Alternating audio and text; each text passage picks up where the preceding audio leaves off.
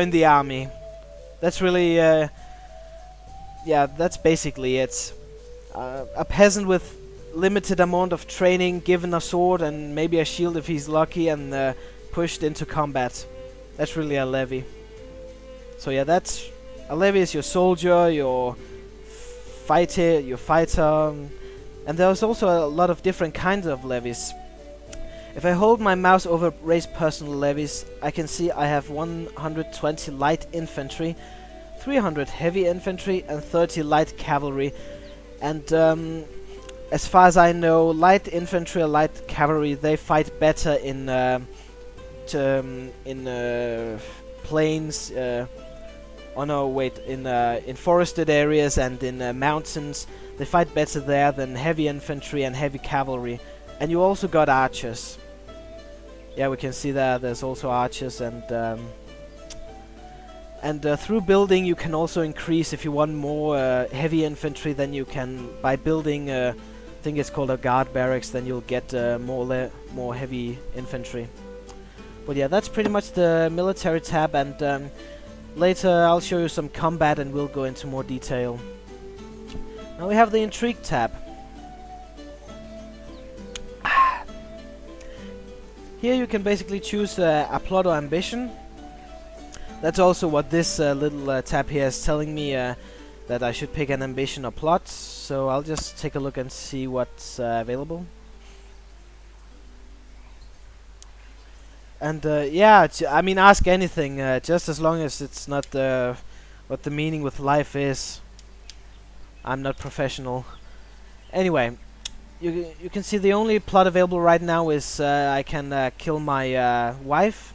If the Pope doesn't want to grant me a divorce, then I can make a plot to kill her, and I'll gain 1 intrigue by doing it. So maybe you won't get the biggest political gain from killing somebody, but your character will improve in intrigue, and that's good.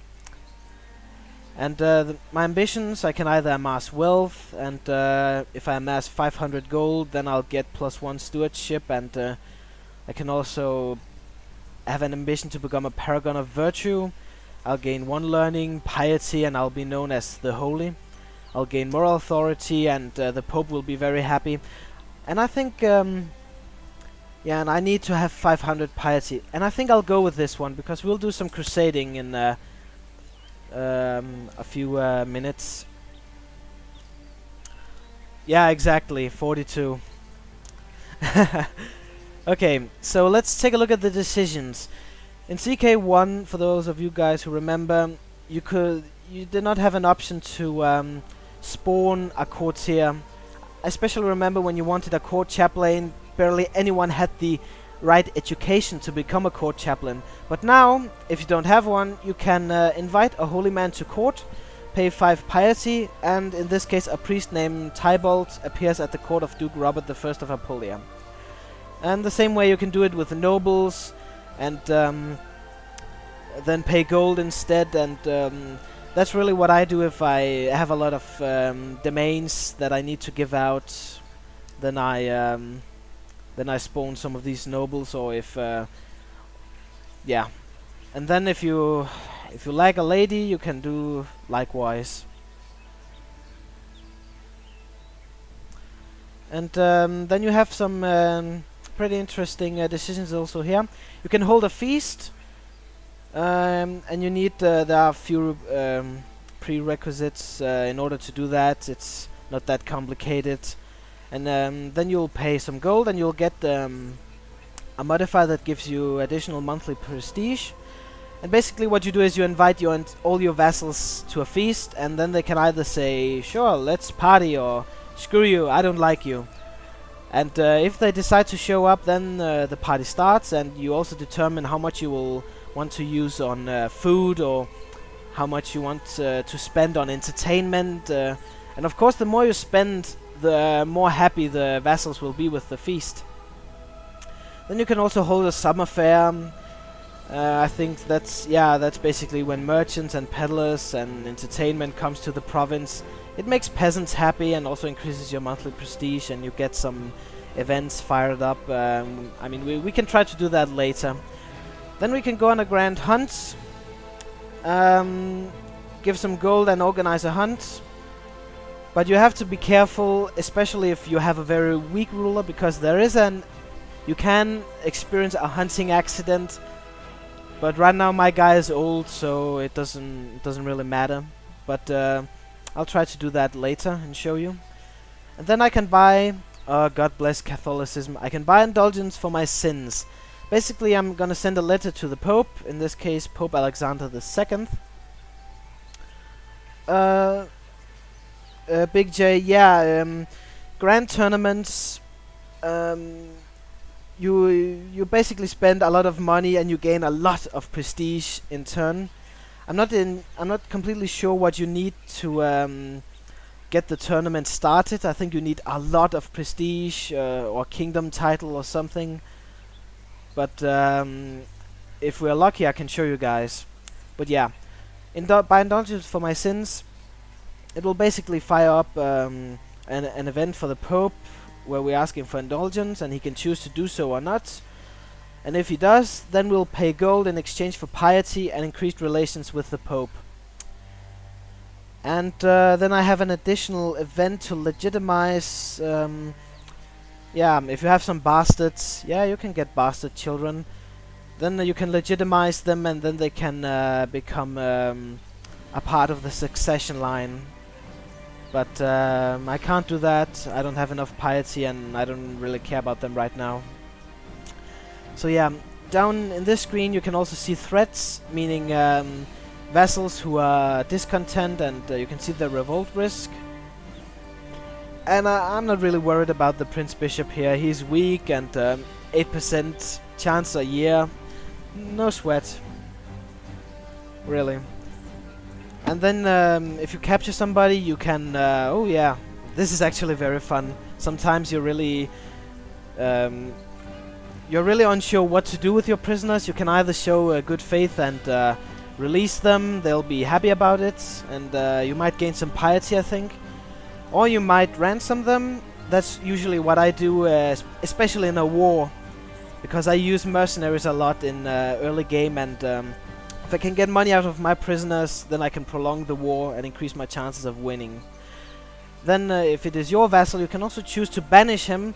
You confiscate all his gold and all of his titles. And even though that sounds great, then I think you'll take a vassal relation hit with -40, and you'll get a lot of other different penalties. It's really something you should do if the vassal is very powerful and has rebelled against you before. Then that's really the only time I use banish. You can also execute him, and you'll also receive penalties if you want to execute a person. Although there are exceptions. If it is an enemy, then nobody will mind you execute him. But as I said, I prefer to ransom them for gold. And here's the list of known plots. We don't have anyone currently, but if we do see a plot, then we'll see both the backers of the plot and the name of the one who is plotting and what he wants to obtain, or what he wants, and who he wants it from. And I can ask him anytime to end the plot, and I can also ask the backers to stop backing a plot. So yeah, that's basically it. And plots work just like in Sengoku. You activate a plot, you try to find some backers, and then you need a certain plot power, and then you can see in your decisions what you can do with that plot once you have a high enough power. Then we have the diplomacy screen. It's, yeah, I mean, right now there's not really much I can do with myself, but if we click on the Count of Napoli over here, I can declare wars and gifts, and I can do a lot of different stuff. And I can't declare war because I don't have a casus belli. You need a reason to declare war. It's not like Europa Universalis, where you can just bam and then nom nom nom.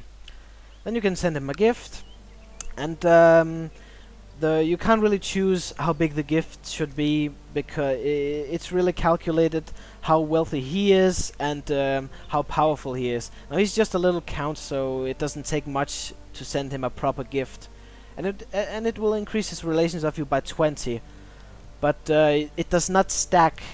So you won't gain anything by keep spamming him gifts. It doesn't stack. It will say in big fat red text, "You have already gifted this character, blah blah blah, it won't work again." Now I can also assassinate him. And I have a 30% chance of success and a 41% chance of being discovered. And the game is nice enough to warn me, if I am discovered, it will be a black stain on my honor.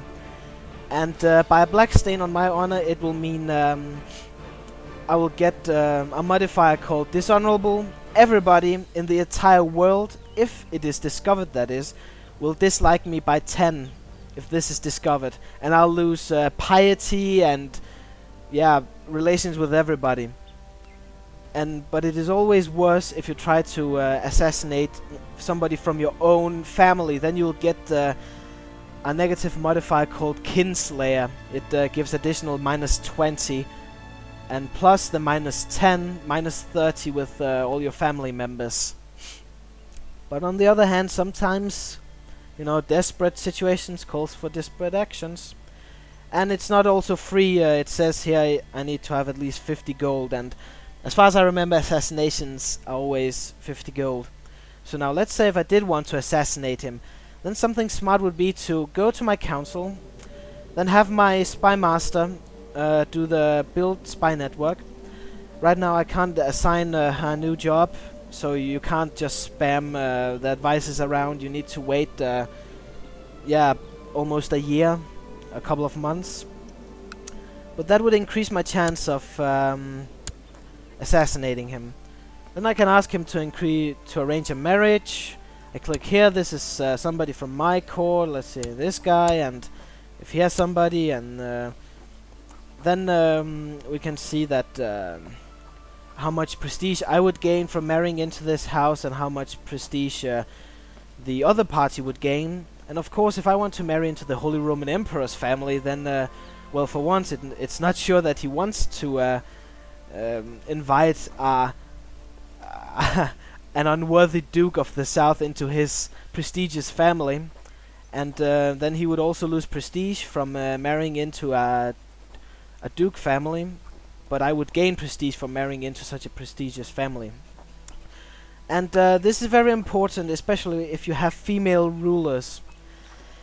If you have a female ruler, then remember that the only way you can continue the game is by arranged matrimonial marriage. That means that if I arrange this marriage, then the children of this couple will be in her house, in the mother's house. And which brings me to arranging betrothal, which is something you do with children who are underage, because you cannot marry children who are under 16, but you can betrothal them.